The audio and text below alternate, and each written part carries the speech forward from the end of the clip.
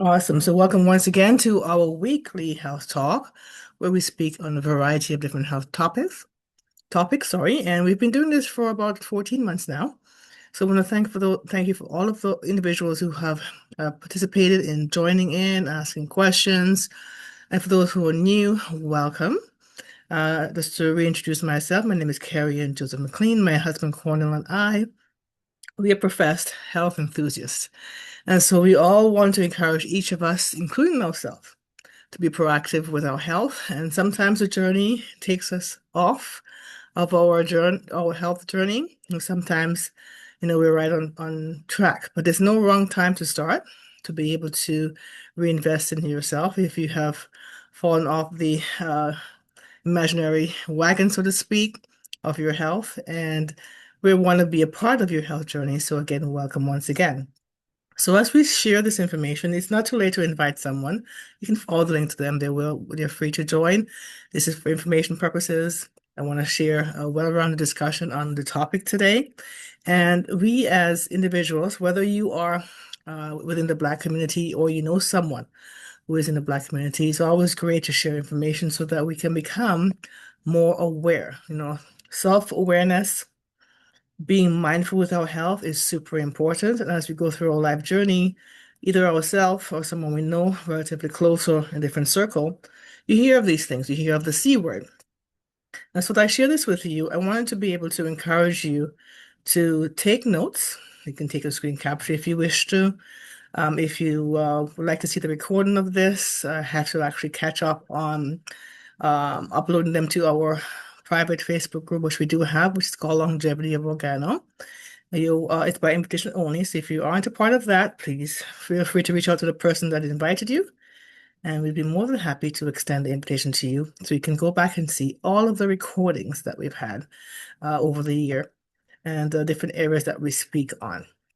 So I'm just going to share my slide, and once you see it, please put a 2 in the chat. Just give me 1 second to share that information, my slide.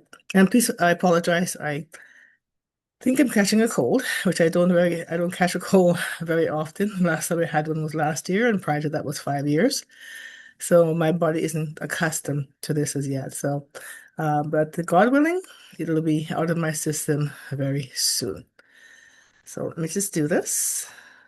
So I apologize in advance for any coughing or my breath sounded a little bit off today. Yes. So I'll share my screen.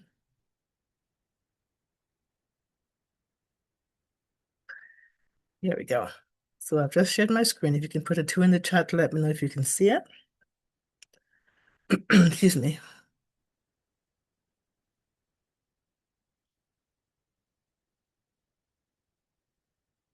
All right. Thank you so much. I appreciate that. Here we go.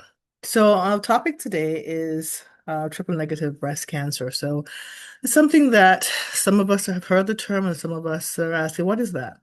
We know there's breast cancer, different types of cancers. But in the Black community, in my research, I've realized that in our community, the numbers are much higher for more mortality. And so, of course, the different factors that come into play.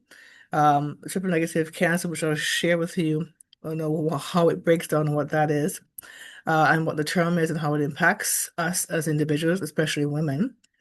It's something that once you know, you're mindful, you'll be able to ask and articulate better with your doctor and to press and push for more tests, more screening, especially at an earlier age in your life or stage in your life.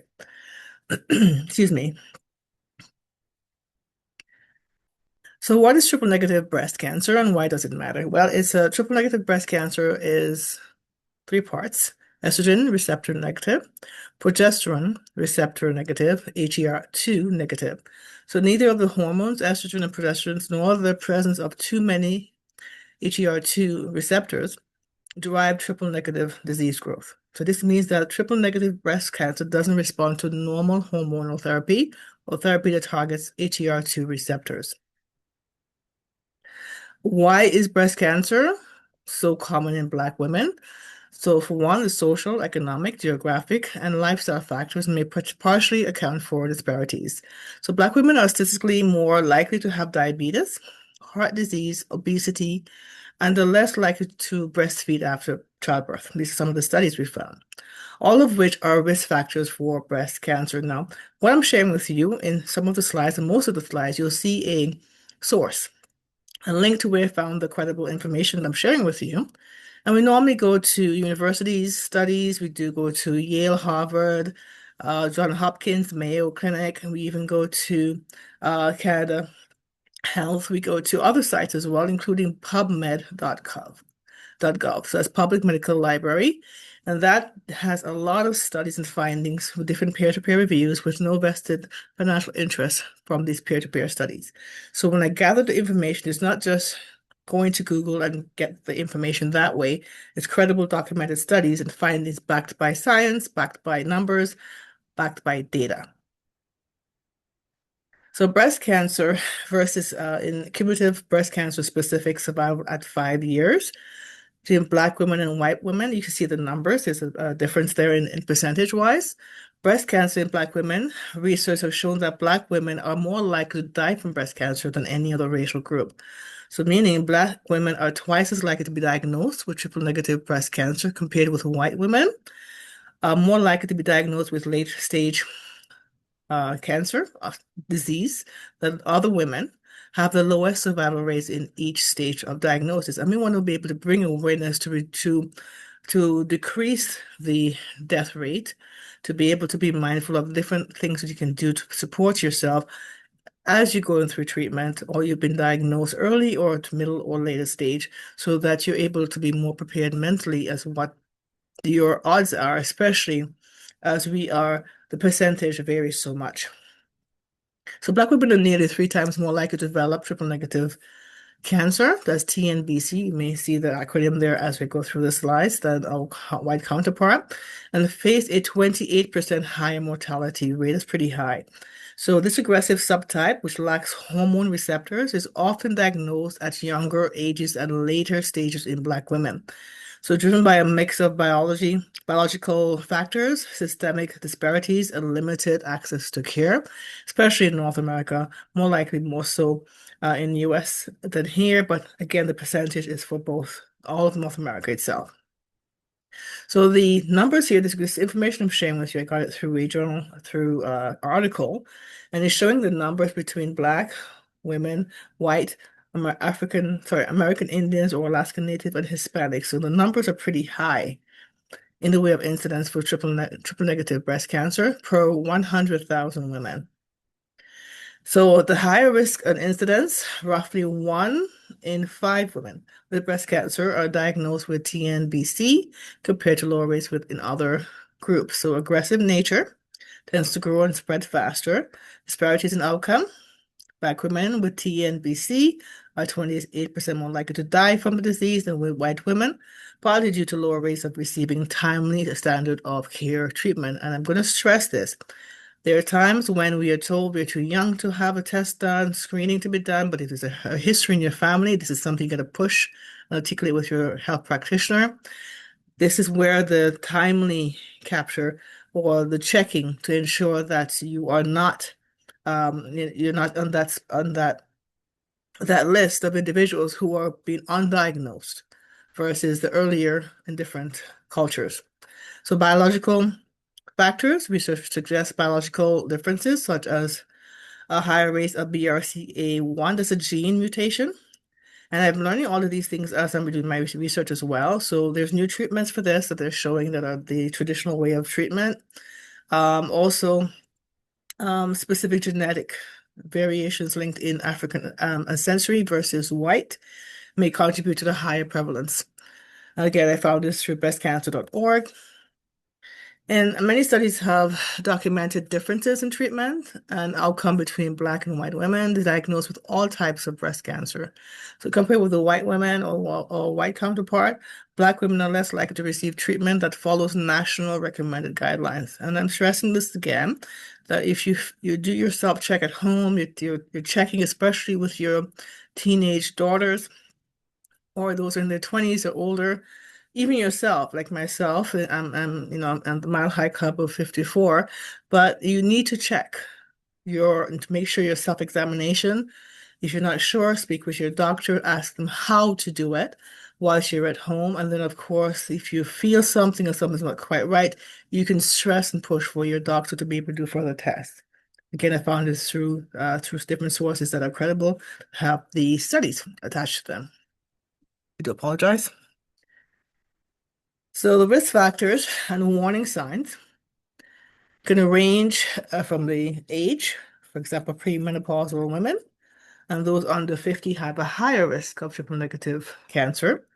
Biological factors, I mentioned BRCA1 gene mutation and higher breast density. So the more dense your breast is, the higher the risk is for triple-negative cancer. Symptoms, new lumps, thickening in the breast, unexplained shape, size, and or dimpling of the breast. Triple-negative cancer, the risk factors for all types of breast cancer, including lifestyle and environmental factors, also apply to triple-negative breast cancer. However, in addition to traditional risk factors, the following genetic risk factors have been linked to TNBC. So age, ethnicity, and of course, I mentioned the gene mutation, especially more common in Black women. Other gene mutation, a mutation, as I mentioned, the BRCA2 gene, and other gene mutation, you can actually try to search what BRCA2. If you want certain information, you can go to pubmed.gov, type in BRCA2. This is a free medical site. We're not affiliated with us per se, but we go there for credible information that are documented there. You can actually go through that, and there's lots of findings there, more reading too, at your leisure when you do have the time to explore further. So family history, a strong family history of breast cancer of any type and having any type of prognosis types increase the risk of developing TNBC and other breast cancer. Now, keep in mind, in my family, in my mother's side and maternal side, we have a few individuals who've passed away from cancer, including my mother, which she had pancreatic cancer related to diabetes. But and after she passed, we realized this was the case. But because there were so many individuals in our family, even though they would pass on in their 80s or 70s and they had cancer and passed away, the chances are higher. So I did a test for genetics to make sure that I could be ruled out. And thankfully, that actually ruled out that I didn't have any type of issue there in the way of any indicators. So not everyone is privy to that information because especially, let's say in the US, you may have to pay for that type of testing. You may have to qualify under certain criteria, but check with your doctor to ensure. I mean, in our family, there was stomach cancer, there was breast cancer, survival was there. Of course, you have other illnesses like prostate, my dad from prostate cancer and an uncle who had prostate cancer. So because there were so many individual family passed away in their latter age, like 80s, late 70s and 80s, that's where the recommendation came from my family doctor. If you don't have a family doctor, speak to a clinic, a walk-in clinic. You can ask them to refer you to a specialist to do certain tests, especially like a mammogram and all these things, because family doctors sometimes are hard to get. Personal history of breast cancer of any kind increases the risk of TNBC. And the breast cancer symptoms, Susan mentioned a couple of them before. Some of the symptoms that I mentioned before, like lump or thickening in or near the breast. Also check your lymph nodes under your arm area. Any unexplained change in the size or shape of the breast. I know sometimes when you have your cycle, if you still have your cycle, you tend to have swelling of the breast or maybe some irritation or some rashes can happen depending on the stage of the age that you are when you go through your menstrual cycle. But again, after the doctor can advise you when is the best time to check for those areas under your arm, around your breast, and to ensure that there's no swelling or shrinkage happening on one side only. Dimpling, puckering of the skin, and nipple turn inwards, inverted nipple into the breast is an indicator as well. And I found this from nationalbreastcancer.org. A change in the skin texture, discoloration, swelling, enlargement of pores in the skin of the breast, described as similar to a orange peel texture, scaly red or swollen skin on the breast, nipple or areola, a recent asymmetry, so unequal lack of the sameness of your breast. We know in all women, one breast is slightly larger than the other, but when you have a big difference in the size, then that's an indicator to have more concern. And I give you an example for my cousin who, thankfully, she's a stage breast cancer survivor, not triple negative breast cancer, but she kept mentioning that she had a pulling and a lancing in her breast all the time. And I know she was heavily endowed, but she kept saying that. And of course, with that feeling off and on, and then became a constant, she went, had a mammogram from her doctor referring her, and then they found the mass. So never ever put off, and I'm not trying to be an alarmist, just be more proactive in the sense of caring for your I would call them your ladies as you go around as you go through month to month. Just check it ever so often. Give yourself a reminder to make sure that everything's okay. So 50% of breast cancer 50% of breast cancer is triple negative. That's a high number. So when looking at the characteristics of triple negative breast cancer, researchers found that the cancer in Black women were more aggressive than your white counterpart. The numbers here, percentage-wise, I won't go through in detail, but if you look like, for example, the stage 3, 20% in Black versus 15%. And this could be where they're not being screened on time, or they're getting a pushback that they're too young, or they may not have a history of cancer in their family, and of course they fall through the cracks. For the spreading of the lymph nodes, 31%, 39% versus 31%. So it may seem like a small percentage in variance, but it actually is a big when it comes to the individual person, the numbers as to how many people become who are diagnosed too late. So TNBC represents a diverse group of cancers, and they're characterized by a lack of these three things I mentioned before: the estrogen,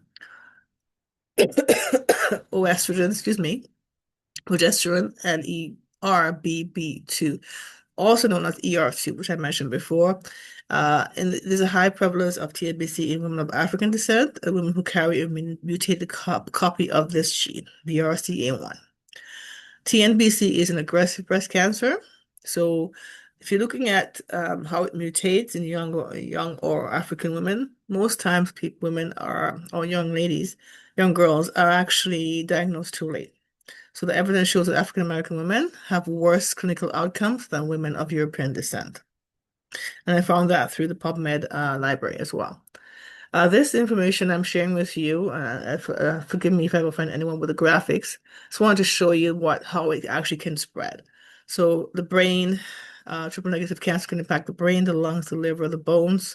When you go into, like for example, stage 4, stage 1, non-invasive breast cancer spreads outside of the milk ducts from 0 to 1, it's relatively small. Stage 2.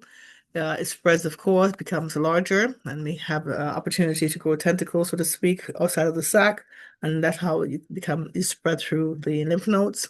Stage 3 it spreads nearby lymph nodes and also invades through the chest wall or skin. So this is where we consider the inflammatory breast cancer. So inflammation plays a big role on how it's spread. Surgery is an option for the treatment for triple negative breast cancer. Excuse me, mastectomy. Sometimes advise the individual if it's actually move from stage 1 to stage 2 or beyond. Removal of both breasts. In my cousin's case, she was stage 1, not TNBC, but she was diagnosed with breast cancer. Thankfully, it was caught early. And through certain things that she did, when she did her radiation and pre and post care, especially nutrition, which is a very big part of her care, and I'll share that with you in a second. Lumpectomy is another option as well. So this includes surgical removal of the least amount of the breast tissue, which is what my cousin had. And of course, she had radiation afterwards. Chemotherapy as well is the most common and effective treatment for triple negative breast cancer. This is normally done after chemotherapy, sometimes 10, 15, or sometimes 20 rounds of that. In my cousin's case, she had 20 rounds. And again, it depends on what the doctor is advising you of what their best recommended outcome for treatment. And that is on the pharmaceutical side. So I'll look for women with TNBC. Research suggests that Black women have a higher mortality rate from breast cancer than white. So it's shown that they're more likely to die. You receive the same diagnosis. Most likely they're diagnosed at a later stage. So the later stage of the disease and the white counterparts, the lowest rates of for survival is because they're diagnosed too late. Numerous studies have indicated that both treatments and outcome for Black women differ significantly from the experience of white women across all forms of breast cancer. I found this through the PubMed library as well.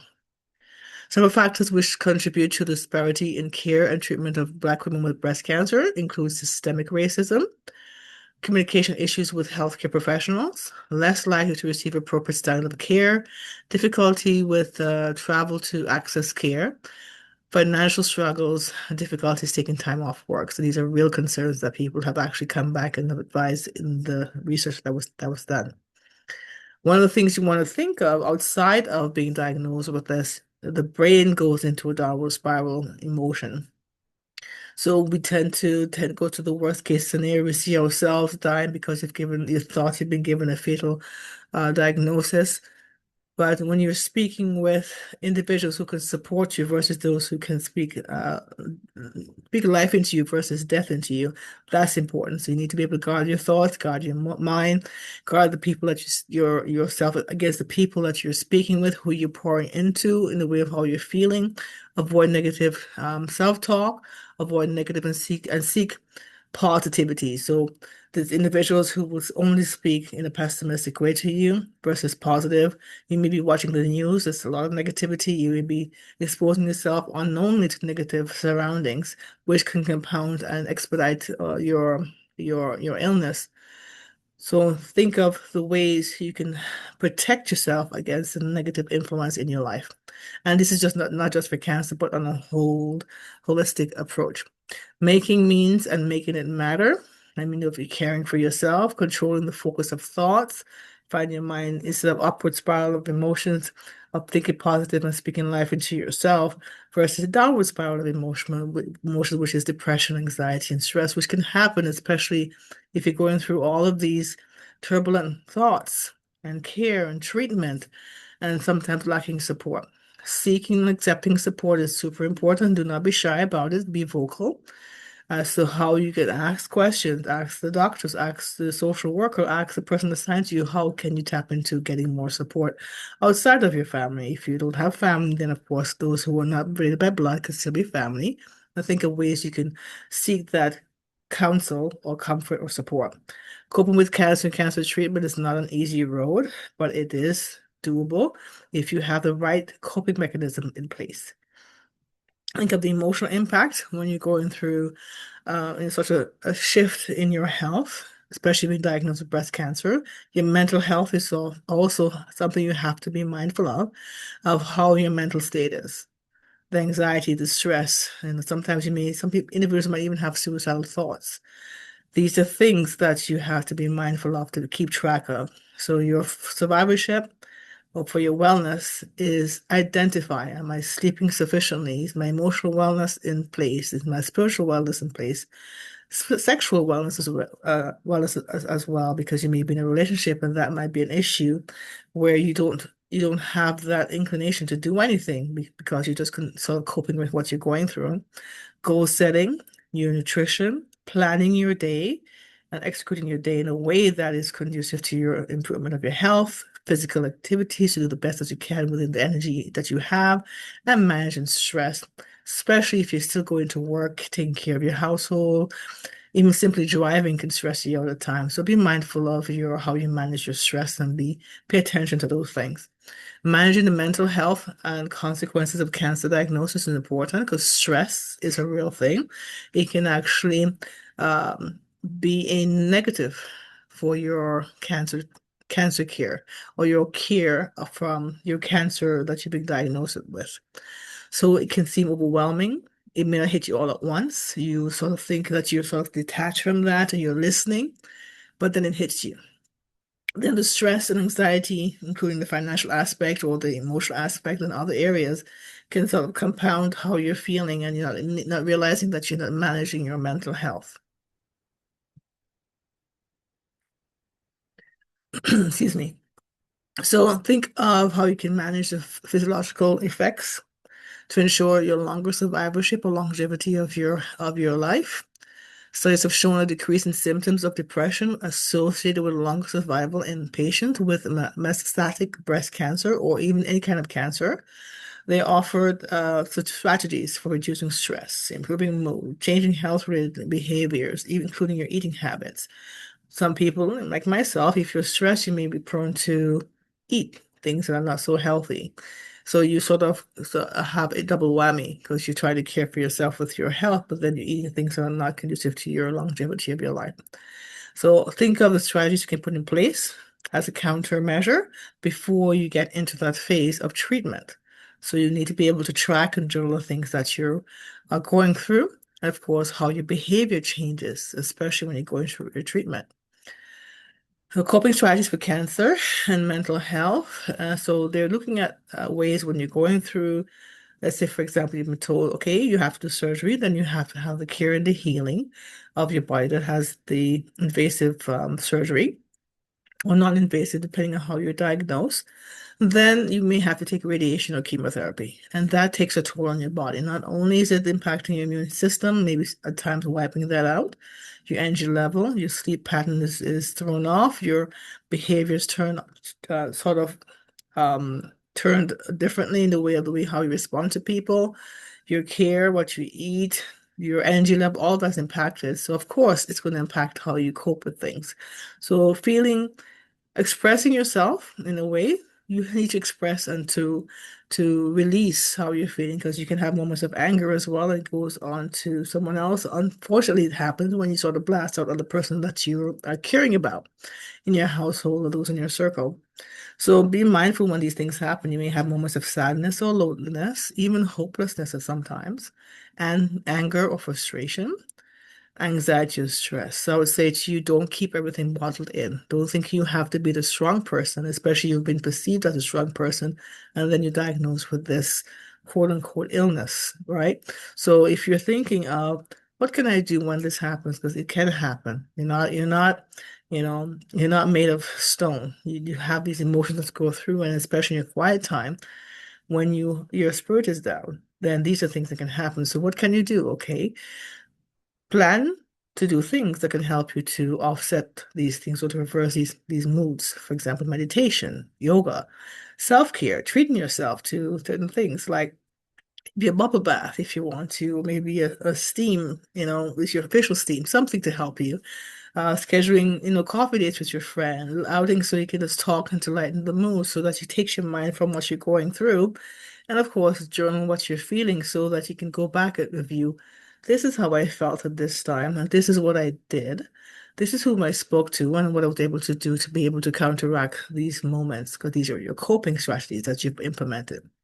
So beyond anxiety and depression, mental health goes further, not just by being diagnosed with anxiety or depression related to triple negative cancer or any form of cancer.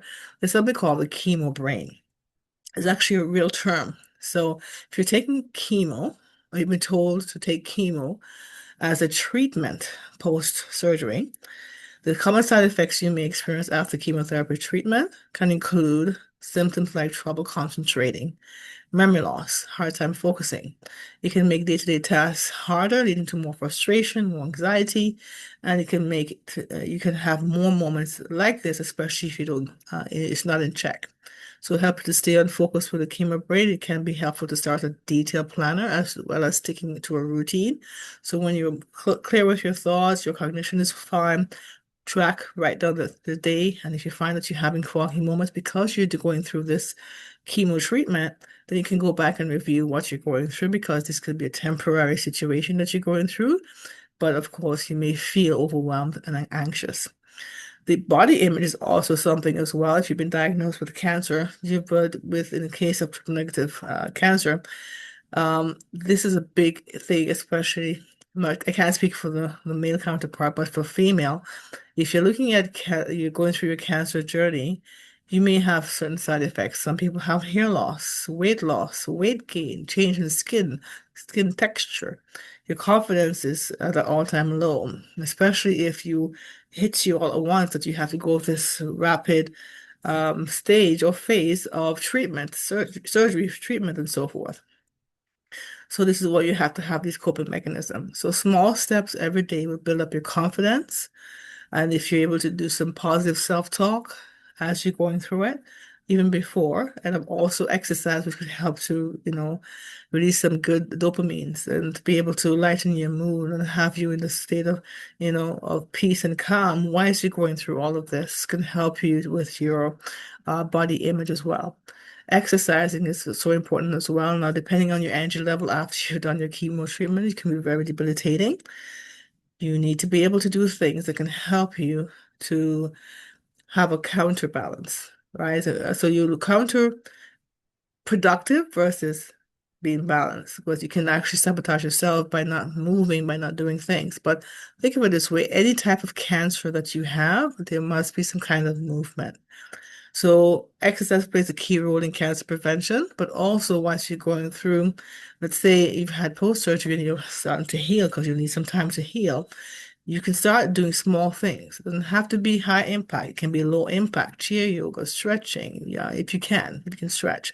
You can even do meditation whilst you're doing a yoga. So you sort of stabilize yourself in a way of improving your immune system and getting rid of the free radicals in your body by improving the immune system whilst you're moving, stabilizing your insulin blood level, and reducing inflammation and prevention obesity, which can happen at the other side of the spectrum of the scale of either losing weight or gaining weight whilst you're going through your treatment. The benefits of exercise during cancer treatment, it's actually quite wide in the range, but not only you have that dopamine release, it actually can help in offsetting or reducing the depression, anxiety attached with this, helping you to have a better quality of sleep. If you find that your sleep is being impacted or your quality of life is impacted because you're going through these treatment, not just the treatment, but the physical side effects like pain, fatigue, weight loss, anemia, hair loss, all these things can happen. And of course, not everyone experiences all of these, but individual cases may have some side effects versus all. And of course, you need to be mindful of that as to what you can do to counteract all of these things. Substantial evidence show that both aerobic exercise and resistance training have positive effects on your cancer-related fatigue, because the fatigue does happen, depression and anxiety, sleep disruption, cognitive function, nausea, cardiopulmonary function, muscular strength, and flexibility in body composition. I'm going to stress on the muscular strength and flexibility. I can tell because with my cousin, I went to all of her appointments, including when she did her surgery. The one thing that they wanted to check before she did the radiation was to check her bone density. Now, the reason why they do that, if you're taking, treatment like radiation or chemo, they want to ensure that this has not impacted your bone density. And thankfully, post her radiation following up 6 months after, bone density was actually better because it's something that she did. I'll share with you in a second that I share with her that she's able to not have a negative impact on her bone density because that can actually happen when you're taking both either chemo or radiation. So think of when you're going to do your exercise plan, you can speak to someone who is in that area of expertise who should guide you what's the best type of exercise to do. Or if you have someone, a social worker who you're working with at the hospital, as to who they can direct you to someone who can help you. Be mindful of the change in your blood work, your heart function, neuropathy, bone mass stasis, sorry, and so basically, you have to think of all these things. So you want to speak to your therapist, your oncologist, and ensure that you have the right type of exercise you're doing, the safest exercise program that's suited for you. Also, sexual intimacy is something that you have to be mindful as well, especially if you're in a relationship. This may change. Speak open and candid conversation with your partner is very important. Sexual life might be impacted, sexual organs themselves, depending on the kind of cancer you have. Um, you know, your breast is an identity of you. So that can be something that you may shy away from, anxiety about body image. Talk openly, be candid, express your feeling. If you can trust that your partner is going to be more empathetic to you than sort of ostracizing you or in the sense of not supporting you, that's a different conversation. But if you feel safe in speaking with your partner, This is something you need to have in the open without him making or her making any assumptions.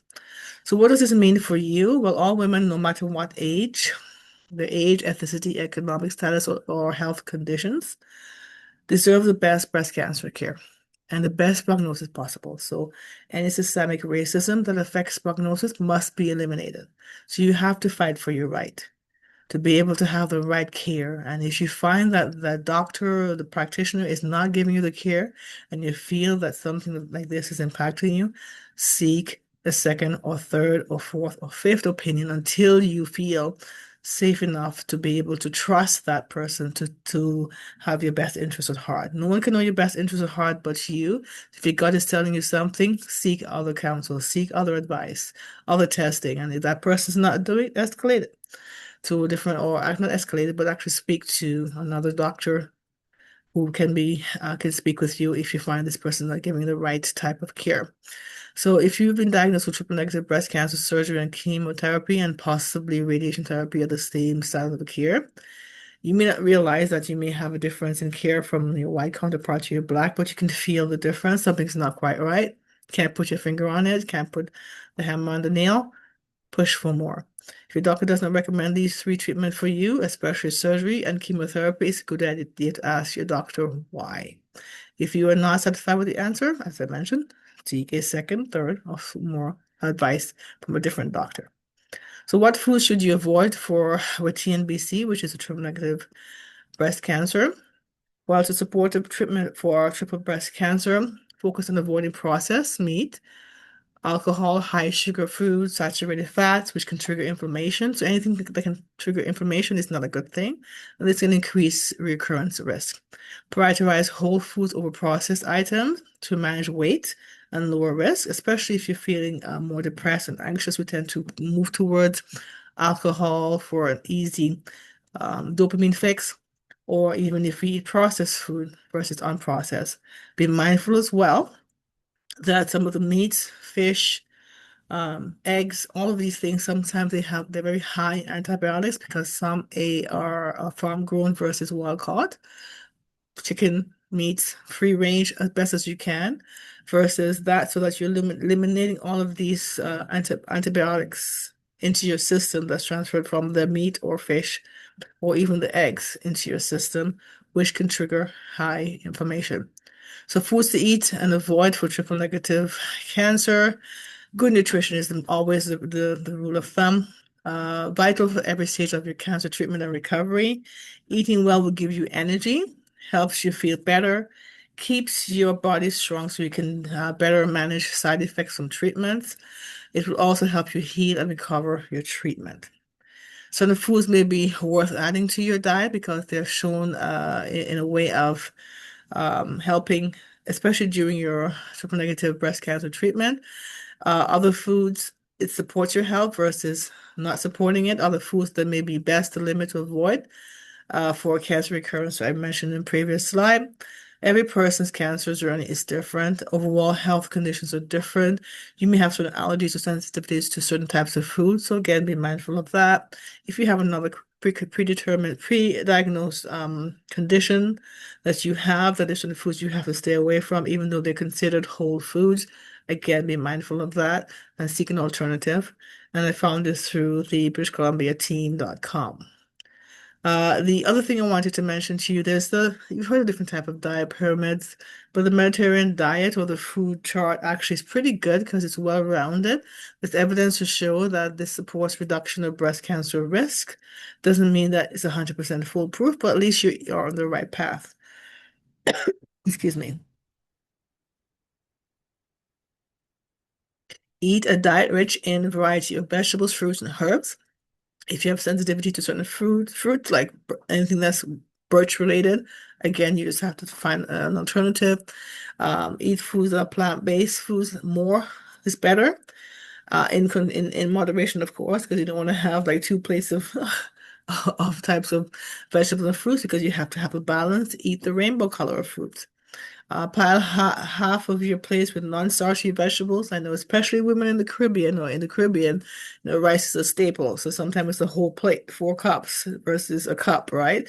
And this is how we grew up. So again, be mindful of your portion control, what you're eating. Try to eat more fish. Again, wild caught versus farm grown. Introduce a lot more omega-3 fatty acids and vitamin D. Vitamin D3 soluble. They're actually speaking about K2 plus vitamin D. Actually, there's a debate about that. That actually K2 helps your body absorb more vitamin D3, but at your own leisure, you could ask check it out yourself, but I just wanted to throw that in there. Eat healthy, unsaturated fats at each meal, such as nuts, seeds, olive oil. Make sure that the olive oil is not mixed with other types of oils.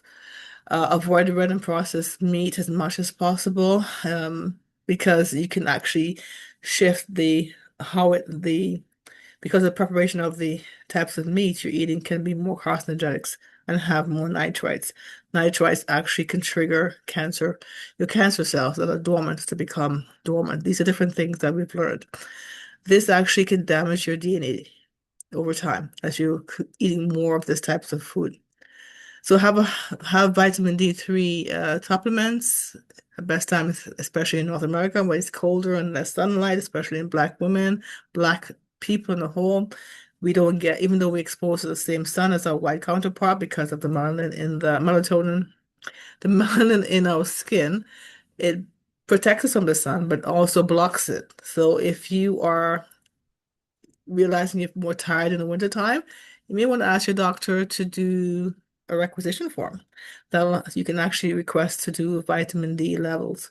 That's something you have to pay for out of pocket, but if it is once a year for 32 or 35 Canadian dollars, it's well worth it to know if you're deficient or not. I actually was because I felt a certain way and I said, let me check it. And my doctor asked me why. I said, I just felt like that's what I needed to do. And I actually was deficient. So many of us are deficient, and there's a higher risk for Black women because even though vitamin D is naturally produced in our body, we don't have enough of in our body. Improving your gut health actually helps, especially if you're having more fermented foods, probiotics. It helps with as a beneficial bacteria. Sometimes our gut needs a reset. And this is something you can actually consider as well. Limit alcohol consumptions, reduce free and refined sugar intake, eat lower glycemic index diet food to reduce your insulin resistance, eat unprocessed types of soy products if you're able to. If not, then don't. Miso, tofu, again, it's the right type of tofu. Drink at least 2 liters of water a day as best as you can, either room temperature or hot if you can. And this way, some people like very cold water, but again, what you gravitate to. Believe it or not, coffee has varying effects on breast cancer. Drinking coffee may lower the risk of breast cancer if you have not been diagnosed with TNBC or any type of breast cancer, but at least you are able to. If you're not don't like the taste of coffee, then I won't encourage you to drink coffee because of that. But there are other ways you can consider. There's an international study in the Journal of Nutrients found that among women who've gone through menopause, coffee drinkers have a lower risk of all types of breast cancer.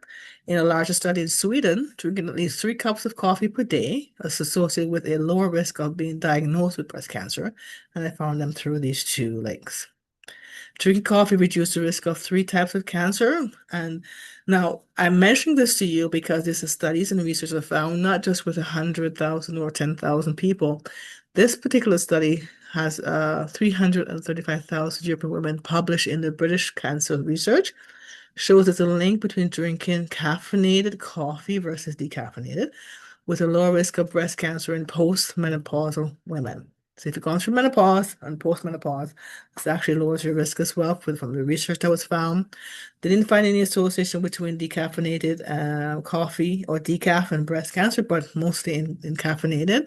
So the results suggest that compounds specifically in caffeinated coffee may be responsible for the reduced risk. Cancer cure is something you want to think of. I do have a friend. She had gone through cancer twice, 3 times, I believe. And she shared with me this group of women who support other women, especially in the Black community. It's called the olivebranch.ca. And so you can actually reach out to them, get some more information on how you can get support in the way of like counseling or maybe speaking or listening to more educational information. We're not affiliated with them, but I just thought it'd be something that you'll be able, may have interest to you. Of course, not just one aspect of your care, but all around is what impacts someone who's been diagnosed with cancer, especially TNBC, because it's more than once, it can reoccur. And of course, this is something that is very real in our community. Now, thinking of this now as for how you can incorporate certain foods, we spoke about nutrient dense or rich food that can help support your care. There's something called superfoods, and the superfoods are categorized under certain types of criteria. So it can be anything from, for example, blueberries to spirulina to aloe vera, which we all know in the Caribbean as well, different communities, as well as things like reishi, certain types of mushrooms. So what I'm going to focus on are the mushrooms that I actually fell in love with about 14 years ago, maybe almost 15 years ago. Did not know they were under the class of superfood. Did not know the benefits of them until I started consuming them and learning about the benefits from credible sites like PubMed.gov and going to different events and listening to naturopathic doctors who were using in their practice for well over 30 years. You don't know what you don't know until you know. And so it's like your eyes have seen something and can't unsee. Well, my ears heard and I couldn't unhear, if that's the term. And I wanted to know more. So to the bottom left, there are three types of mushrooms I'm going to focus on today. One to the left was like the white little furry thing. It's called lion's mane. I learned about this about 3 years ago. The one to the far right is called cordyceps. Lots of benefits on that one. That's actually a mushroom as well. And the one in the center I consider the superstar of all mushroom. It's called reishi or Ganoderma lucida. So I may flip between the term reishi and Ganoderma as I go through the next couple of slides. But I want to share with you that there's over 3,000 case studies and growing just on the superstar reishi. And normally it's been about on the planet for more than 4,000 years as far as been able to track. But in the eastern part of the world, a lot of doctors are advising their patients, traditional doctors, to consume this along with their medication, along with their treatment, or on its own, depending on what the care is and what your choices are. And so I'm sharing this with you. If you were to get this, especially if it's certified organic, grown naturally as Mother Nature intended to be, you can brew it down to a tincture and you consume it for a little while. It's very bitter to consume, but there are ways that I've found and discovered that you can consume it without that bitterness. We know growing up that bitter means it's really good for you and you can consume it because it actually helps with the body. But this actual herb, for me, I fell in love with. So superfood are considered very high in nutrients, very high in vitamins, high concentration of minerals, antioxidants, and also has a lot of beneficial compounds, promoting overall wellness to bring your body back into a homeostasis stage. It's one of the most alkaline food on the planet, this reishi, as well as the other two. So they're associated with various benefits, including increased immunity, improved heart health, and reducing inflammation. So cancer has to have the perfect storm in the body. If your body's too highly inflamed, if you're highly stressed, if you have your immune system which is compromised, these are certain factors that can trigger your cancer cells to have growth. And this is what I've learned. We all have cancer cells. Most of them are dormant. It has to have the right storm in the body to be able to trigger to be told that you have cancer. So superfoods are considered very healthy because of the rich density nutrients that they have, the power pack of nutrients, but they're also considered adaptogens. What are adaptogens? Well, there's certain foods possess unique properties that increase the body's ability to resist and combat stress, promote normal physiological functioning, physiological functioning when you face stresses such as, day-to-day being diagnosed with cancer, all different things that you may have to fight. Your mind goes and your body goes into fight or flight mode. It's not calm. It's not relaxed. So the parasympathetic you version of you shifts. So you have the stress, more flare-ups, more chance of reoccurrence. So adaptogen, what it does, you consume it. It actually helps your body to receive what it needs to be able to function the way that it's meant to. So it has a calming and restorative effect, helps to boost your mental clarity, improving sleep. I mentioned before, if you have cancer or been diagnosed with any type of cancer, including TNBC, that your sleep pattern, the quality of sleeping is impacted, your brain fog can happen, memory loss. So this has the opposite effect. So some examples of adaptogens are things like ashwagandha, ginseng, turmeric, including the reishi mushroom I mentioned, and many others. So what are the benefits of functional mushroom? Well, it's under two classes. The three classes of mushroom is either it's considered food, medicinal, or hallucinogenic. If it's hallucinogenic, that's not the right one for you. But this reishi, this is the superstar of the show today, actually is considered under two categories, medicinal and food supplement. So when you eat food, you can't overdose on food. You can consume the food, you can eat too much food and gain weight, but because it is lower in carbohydrates but high in nutrients, you don't have that risk. So to help you to ward off any illness, this is some of the main things I'm stressing with you, that if you can bring your body back into an internal homeostasis state because of what you consume, how you think, how you move, how you sleep, this is where you have a holistic approach to wellness. So what does adaptogen mean? What does it fall under? Well, there are three commonalities. It must not be toxic, so non-toxic at normal dosage. And because it's a food supplement, you cannot overdose on food. It helps the body to cope with stress, distress in the body. It helps the body return to a state of homeostasis. So it's prevention or protective side effects of your body being stressed. It's a great all-rounder. And of course, the ability to combat many things, including stress, is one of the key factors. So how do adaptogens work? Well, it goes into the body, non-specific effects on multiple body systems. So for example, when you're taking chemo radiation, it's not just isolated in one area. It can negatively impact your organs, your bones, your blood, your memory, and many other things. What Ganoderma does, it actually protects your organs, which I will share with you in a second, as well as your bone density, which is what happened with my cousin.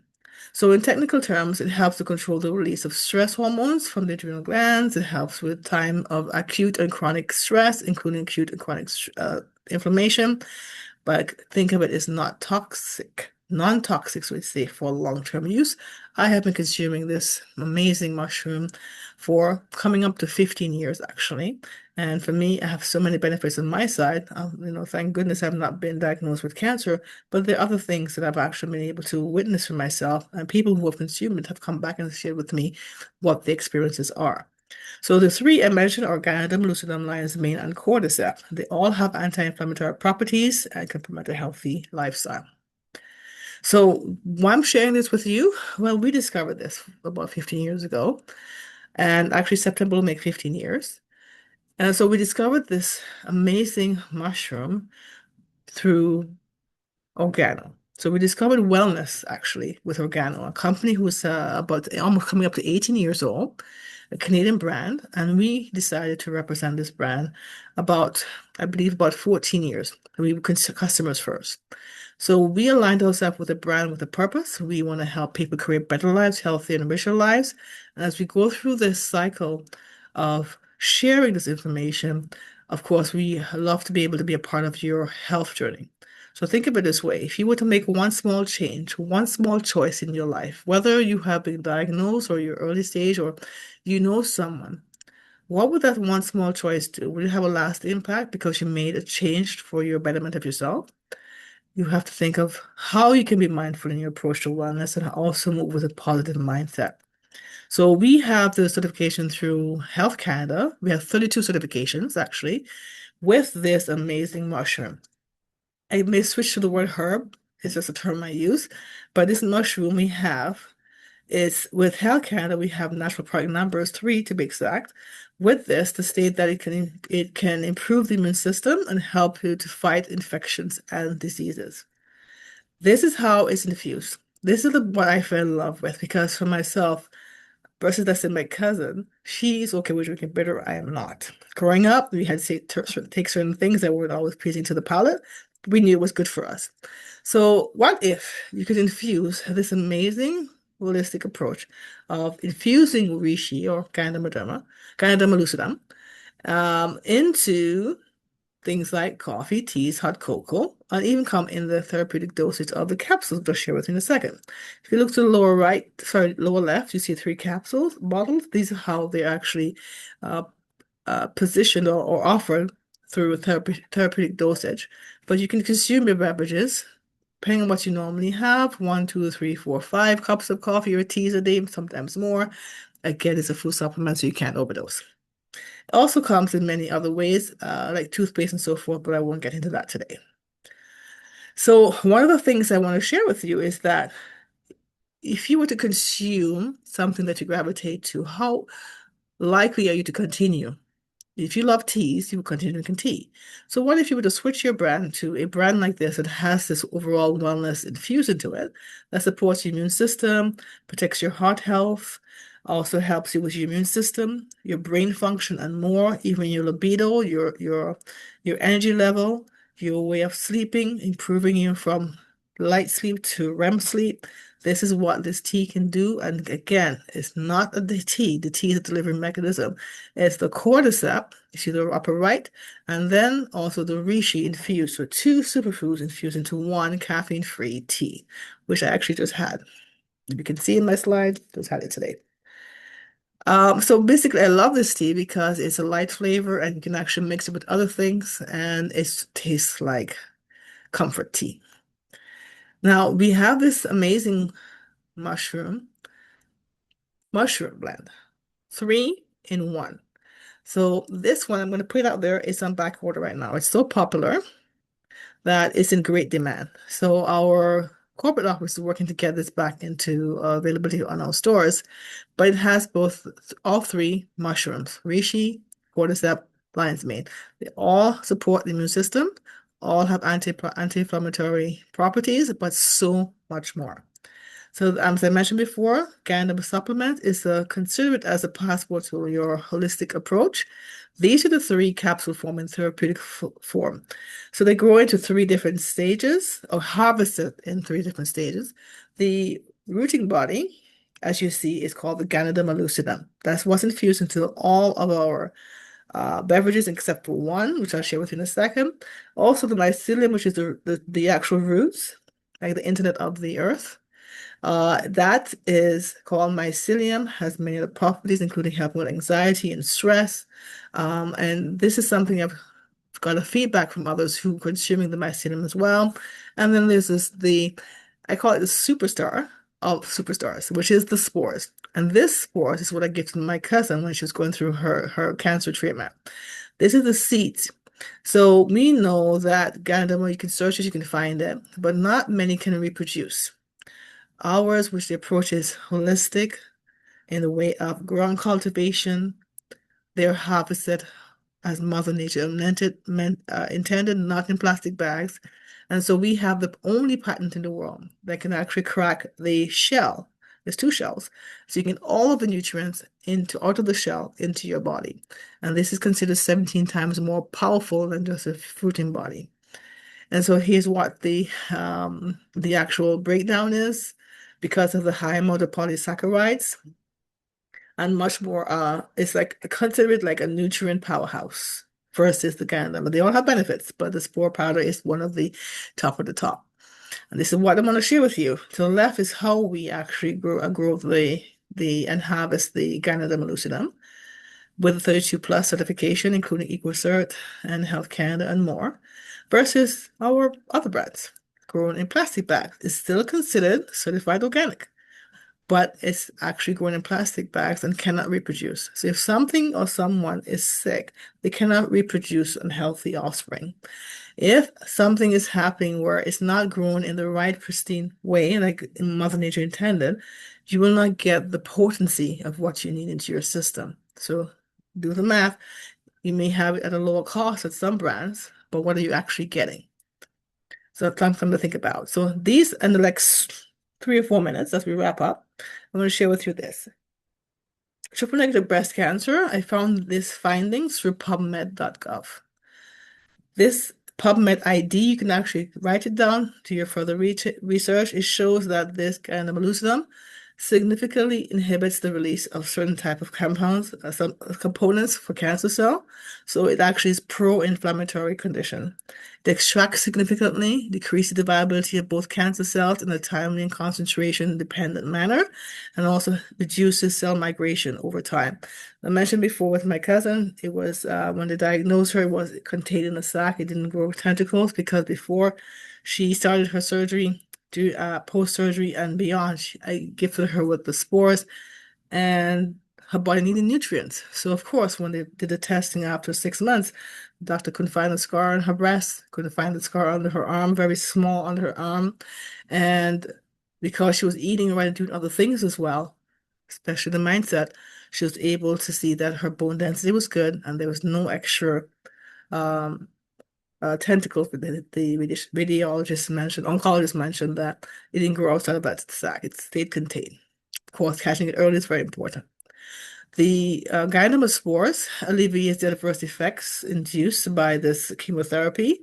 There's such a thing as chemo resistance. When you're taking chemo, the body can become resistant to chemo. That means you're not getting the treatment the body needs. So that means that you're not getting the right care. So when that happens, treatment may fail or they may have to stop. What actually we found with the research is that Candida lucidum spores actually helps your body to receive the chemotherapy better, also protects your organ, especially if you have recurrence of cancer in the breast. So it suppresses, it actually, when you're doing chemo, it sort of suppresses your immune system. This actually helps your body to have your immune system not impacted to that degree. Also helps your body to recover in a certain way. Also protects there's certain things, especially like your organs and your bones. Survival benefits of the Gandim lucidum in early stage triple negative breast cancer. The survival rates increase. Early stage patients, the higher of OS were observed for patients taking the Gandim lucidum spores, especially in stage 2 and stage 3. The inflammation is anti-inflammatory. It actually has anti-cancer properties. It includes also Gadam lucidum suppresses motility of high invasive breast and measured prostate, but this is the finding I found for cancer cells. Also, the dry powder from the Gadam lucidum, which you found into the beverages and also in the capsule form, therapeutic dosage, it actually inhibits highly invasive human breast cells. The Gadam lucidum, the fruiting body, demonstrates anti-cancer activity in experiments. So with cancer cell, has a possible therapeutic potential as a dietary supplement for alternative therapy for breast cancer. Individuals who are feeling anxious, have depressive moments, pain from the as you've gone through cancer treatment, even from the cancer itself, it actually reduces the pain intensity, actually helps to reduce and eliminate the anxiety that you're going through, calming the mind, calming the body. In fact, also, it has a lot of components that helps to nourish the nerves and calm the mind. The Gandam lucidum, including the sports, has a really great impact on lifting the mood, but also can be used as complementary or alternative medicine. If you choose to do alternative medicine with just natural remedies, seek the right counsel, speak to a naturopathic doctor. And of course, you can include this because it's considered a food supplement, but of course, speak to your doctor. Keep in mind a traditional doctor does not study natural medicine. They study pharmaceutical medicine, so they will not be able to counsel you on nutrition. And this is what we found out with my cousin when we went for the aftercare, the 6 months after the surgery, and we asked what can we consume. She consume anything is fine. It's okay. You don't have to follow a plan. So they don't have the knowledge on nutrition. So you need to speak to a nutritionist and naturopathic doctor to make sure you're getting well-rounded care. For Ganadam, the polysaccharides helps against multiple organ dysfunction. I mentioned how it protects the organs. And this is what I found out through my findings. It actually helps reduce inflammation factor levels. Also, it's used to treat some diseases. Also, I mentioned the insomnia part and anti-cancer.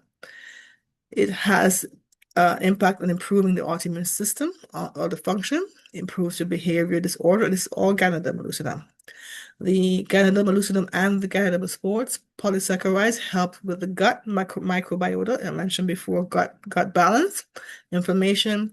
It helps with many other things, but it actually think of the gut-brain axis. If there's a direct connection between the two, and if your gut microbiota is off, it impacts your brain. If you're getting radiation chemotherapy, it disrupts your communication within your body. Of course, the gut and the brain will be impacted as well. It's not just acid from one area. We know they have a lot of antioxidants, including many of the things that we need, like vitamin C, E, and D, but it also has a lot of multivitamins. It helps with if you have anti-fatigue, so it's anti-fatigue, aids in sleeping. I mentioned before you can have chronic fatigue develop because of you going through your care with your cancer treatment. It improves sleep disturbance and much, much more. It protects against organ structure, treating anxiety like insomnia, which you can develop over time. Also for the cordyceps, it has been considered to be a health-promoting food. It helps improving intestinal health. It shows as well in studies, it improves sleep symptoms in patients with depression. So if you're going through cancer treatment, including TNBC, depression can happen and anxiety. So it actually helps to calm the body, as I mentioned before. Alleviates depressive behavior, depressive chronic mild symptoms. Cordyceps is infused into the red tea I mentioned to you, as well as the reishi. So these are two great synergistic mushrooms that work well together or on their own. Helps with managing chronic inflammation, which leads to chronic pain, and also improves many other things, including immune system, longevity, libido, memory, overall health benefits. It's considered anti-cancer as well and shows strong antioxidant properties or activities. The lion's mane, as I wrap up the last two slides, couple slides, it's basically think of lion's mane as a superfood for your brain. It has many other properties, including the anti-inflammatory component, but it helps with cognition, stress and moodiness, mental energy. It also helps with the gut and brain, and again, has a lot of antioxidant properties. All three together can work well with your autoimmune system or on its own. And of course, I mentioned the spores as well. So why choose organo? As I present the last two slides, think of it this way. If you're drinking coffee right now and you're going to, let's say, a drive-in, you're adding extra sugar, extra milk, or creamers, and you're spending roughly $3 a day for one cup. If you're drinking 3 cups, that's $9 a day. You're spending anywhere between $90 to $270 a month just on coffee when you go drive through.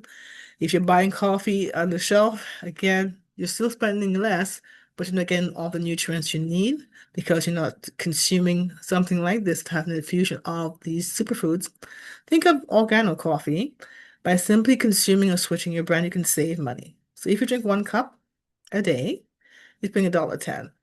You may spend about $33 for a cup a day. So you're saving about $57, if I'm counting right. If you're drinking 3 cups, you're still saving money. You could still go through your drive-through for your bagels or your other things, but you still are able to get hot water. So you still have the habit of stopping and getting your meals, but simply switching the brand and adding it to your hot water and consuming it on the go. It's great for traveling as well. But this spring, I think we have, as of today is the last day, we have a savings from 8% to 15% on all of the products we have that I've shared with you. Like, for example, the beverages, the lattes, coffees, black coffees, mochas, and so forth. So reach out to the person who invited you and you can get your products today. I will give you the challenge for 30, 60, or 90 days exclusively, not anything else. No other coffees or tea. And pay attention to your body to see what's happening with you.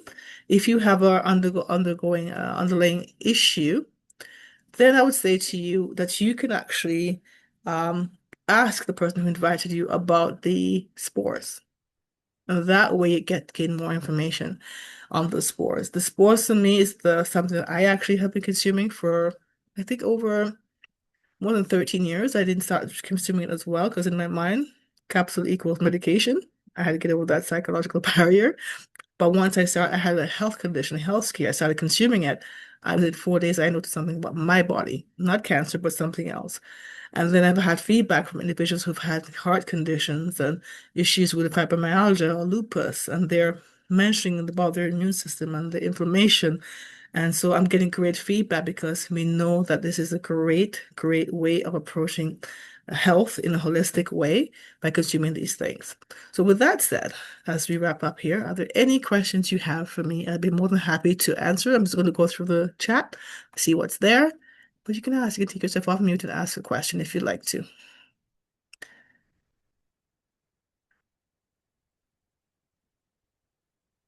Okay, great. So with that said, feel free to join our Facebook group. We are trying our best to add all of the previous recording. I think I'm a bit behind by about 6 or 7 episodes. But if there's a specific topic you'd like us to discuss for our upcoming Tuesday health talks for this year, feel free to ask. And we'd be more than happy to do a presentation on your behalf so you can get some more information. Or if you would like to, we can just speak offline. And so with that said, have a great evening, everyone. Take care. Blessings to each and every one of you. And have a great and excellent evening. Take care for now. Good night. Good night. Good night.